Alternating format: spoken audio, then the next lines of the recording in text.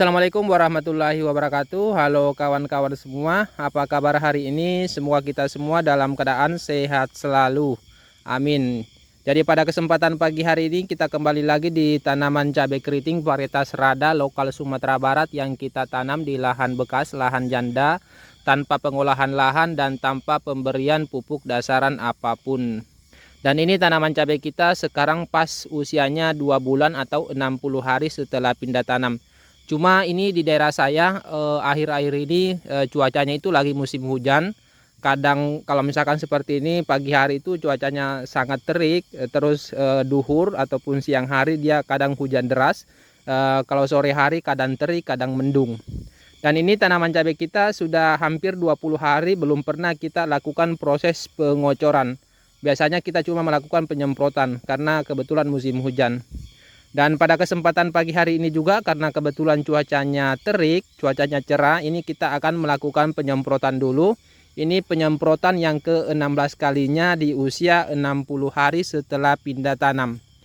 Dan sebelum kita melakukan penyemprotan, saya sedikit akan berbagi pengalaman, berbagi pemahaman kepada kawan-kawan semua tentang manfaat penting kita menambahkan ataupun menggunakan perekat saat melakukan penyemprotan pestisida, apalagi pada musim hujan. Jadi untuk penyemprotan ini ada beberapa bahan seperti biasa yang kita gunakan, ada insektisida, ada fungisida, dan ada pupuk daun yang akan kita gunakan, terus terakhir perekat.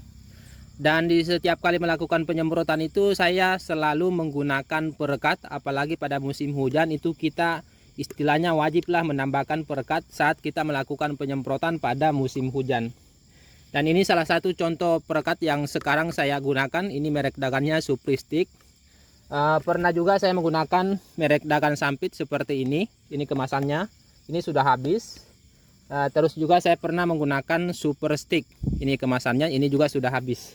Jadi kita menggunakan ini si Supri.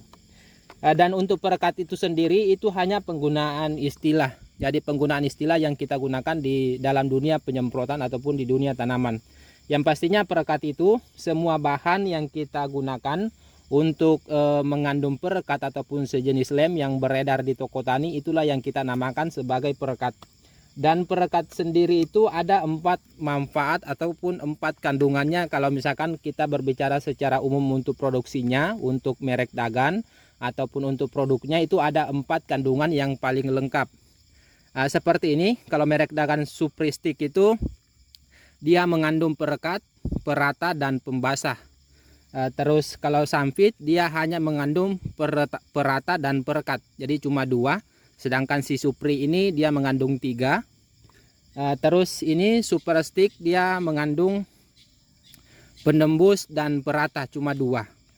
Bisa kawan-kawan lihat Bapak, kawan-kawan bandingkan dari ketiga merek dagan yang pernah saya gunakan. Yang pastinya untuk perekat itu mengandung 4 kalau yang secara lengkap. Yang pertama perekat, terus yang kedua perata, terus yang ketiga pembasah, terus yang keempat penembus.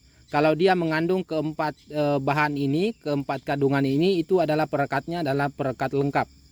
Cuma kalau misalkan kita berbicara merek dagan ataupun kita berbicara produk di pasaran itu biasanya ataupun umumnya itu hanya mengandung 2 ataupun 3. Semacam ini dia mengandung 3, semacam ini dia cuma mengandung 2, dan semacam ini juga mengandung 2. Yang paling lengkapnya itu yang pastinya yang paling lengkap itu mengandung perekat 4 kandungan.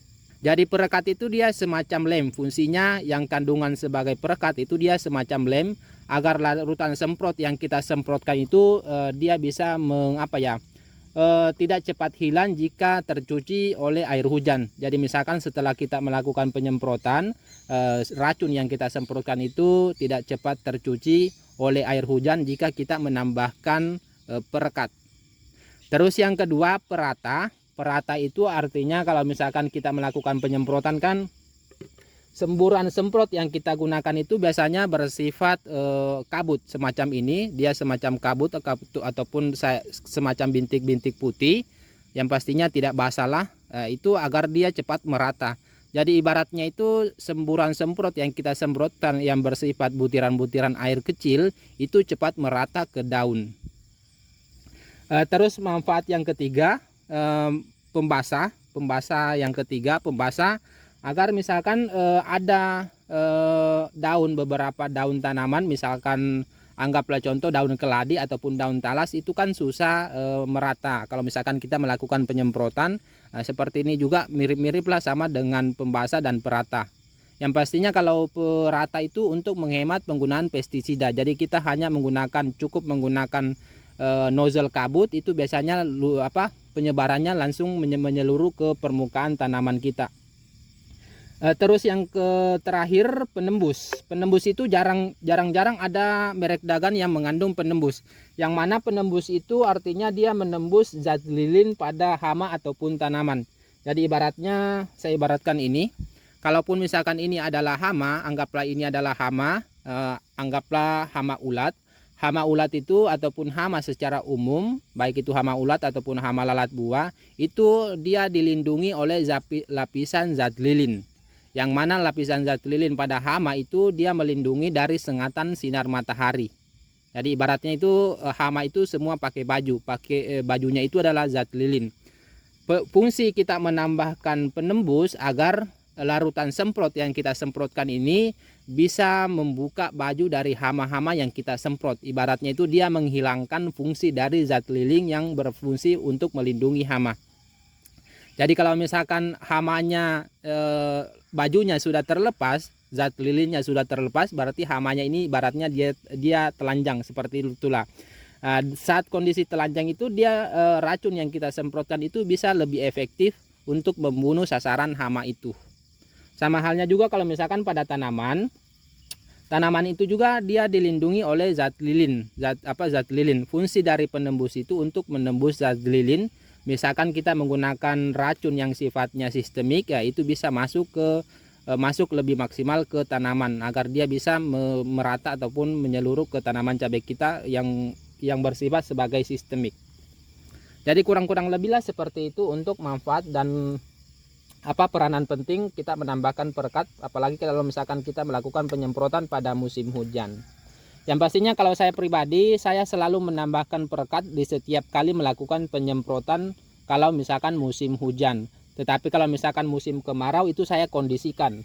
Kalau musim kemarau, kalau saya menggunakan yang berbentuk tepung ataupun yang berbentuk WP, itu saya masih menambahkan perekat. Tetapi kalau misalkan saya menggunakan racun yang berformulasi EC atau yang bercampur minyak, itu saya biasanya tidak menambahkan perekat.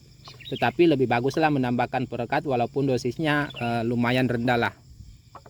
Yang pastinya itu masih banyak petani yang masih agak kurang paham dengan manfaat perekat.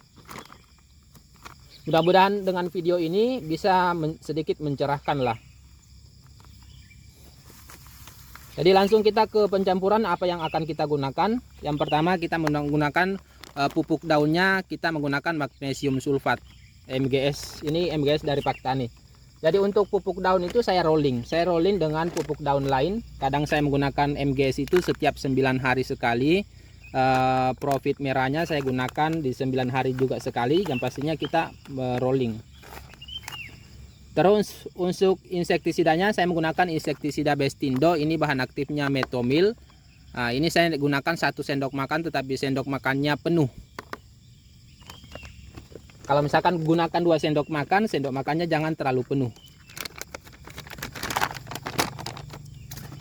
Terus fungisidanya saya menggunakan fungisida Ditan. Ini kita masih gunakan 2 sendok makan, tetapi sendok makannya penuh.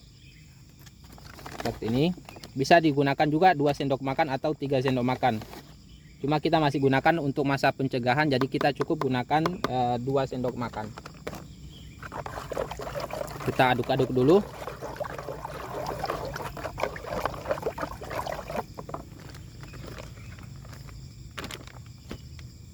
Terus perekatnya ini saya gunakan cukup 15 ml. Karena agak musim hujan, kalau misalkan jarang hujan itu saya cukup gunakan 10 ml. Tetapi kalau sering hujan saya gunakan 15 ml agar dia lebih kuat, daya rekatnya itu lebih kuat.